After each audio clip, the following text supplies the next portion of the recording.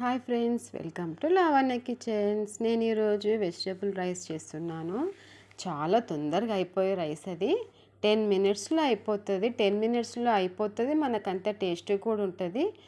Stove వెలిగించుకొని కడాయి పెట్టుకొని ఒక 2 స్పూన్స్ ఆయిల్ వేసుకొని ఒక ఆనియన్, 2 పచ్చిమిర్చి. ఆనియన్ అంటే నేను ఫుల్ ఆనియన్ వేయలేదు, హాఫ్ ఆనియన్ తీసుకున్నాను.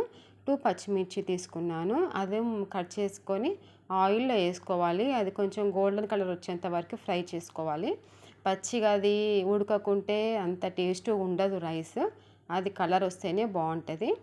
ఇది ఏంటంటే వెజిటేబుల్ రైస్ అండి. నేను క్యారెట్ క్యాప్సికమ్తో చేస్తున్నాను. నా దగ్గర క్యారెట్ క్యాప్సికమ్ ఉంది, అది దాంతో చేస్తున్నాను. మన దగ్గర ఏ వెజిటేబుల్స్ ఉంటే దాంతో చేయొచ్చు. బీన్స్, బఠానీ, సో ఇంకా క్యాబేజు అలాంటివి చేసుకోవచ్చు. నా దగ్గర ఇవి 2 ఉన్నాయి కాబట్టి ప్రజెంట్గా నేను ఇప్పుడు 2తో చేస్తున్నాను. కాకపోతే టేస్ట్ అయితే చాలా బాగుంటుంది. మనం పిల్లలకి అప్పుడప్పుడు ఇలా చేసి పెడితే మాత్రం చాలా ఇష్టంగా తింటారు. డైలీ కర్రీస్ అని, సాంబార్ అని అలా పెడితే లంచ్ బాక్స్ ఖాళీ అవ్వదు, సగం మళ్ళీ మన ఇంటికే వచ్చేస్తుంది. ఇలా చేసి పెట్టామనుకోండి, బాక్స్ మొత్తం ఖాళీ చేసుకొని ఇంటికి వస్తారు. ఇప్పుడు ఒక హాఫ్ స్పూన్ అల్లం వెల్లుల్లి పేస్ట్ వేసుకొని అది పచ్చివాసన పోయేంత వరకు ఫ్రై చేసుకోవాలి.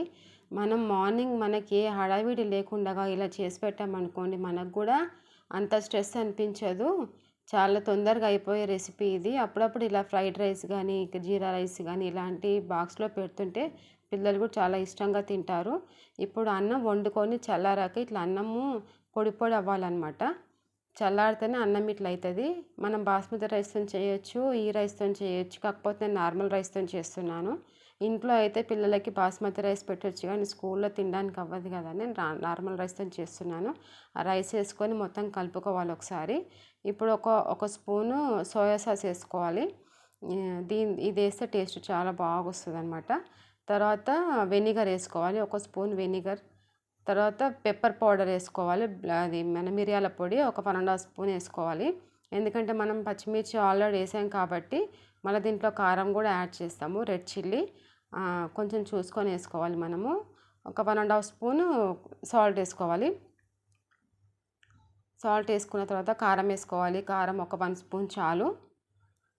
అంటే మొత్తం ఫుల్ కూడా వేయలేదు, కొద్దిగా హాఫ్ స్పూన్ కొంచెం తక్కువే వేసాను అనమాట. పచ్చిమిర్చి, పెప్పర్ పౌడర్ ఇవన్నీ వేసాం కదా, మళ్ళీ కారం ఎక్కువైతే పిల్లలు తినరని చెప్పేసి నేను తక్కువ వేసాను. కాకపోతే టేస్ట్ అయితే చాలా బాగుంటుంది. మార్నింగ్ ఆఫీస్లోకి బాక్స్లకు కానీ, స్కూల్కి బాక్స్లకు కానీ హడావిడి లేకుండా 10 మినిట్స్లో అయ్యే రెసిపీ ఇది. మీరు కూడా ట్రై చేయండి. మీకు ఎలా వచ్చిందో నాకు కూడా కామెంట్లో చెప్పండి. అందరు వీడియోస్ చూస్తున్నారు కానీ సబ్స్క్రైబ్ చేసుకోవట్లేదు, లైక్ చేయట్లేదు. లైక్ చేయండి, సబ్స్క్రైబ్ చేయండి. మీ సపోర్ట్ మాకు ఎంతో అవసరం కదా. మనకైతే ఇది చాలా టేస్టీగా ఉంటుంది, చాలా బాగుంటుంది. మీరు కూడా ట్రై చేయండి. మొత్తం అది రైస్ అంతా దానికి పట్టేటట్టు మనం కలుపుకోవాలి. కానీ చాలా బాగుంటుందండి. లైక్ చేయండి, సబ్స్క్రైబ్ చేయండి. నెక్స్ట్ వీడియోలో కలుద్దాం. Bye bye.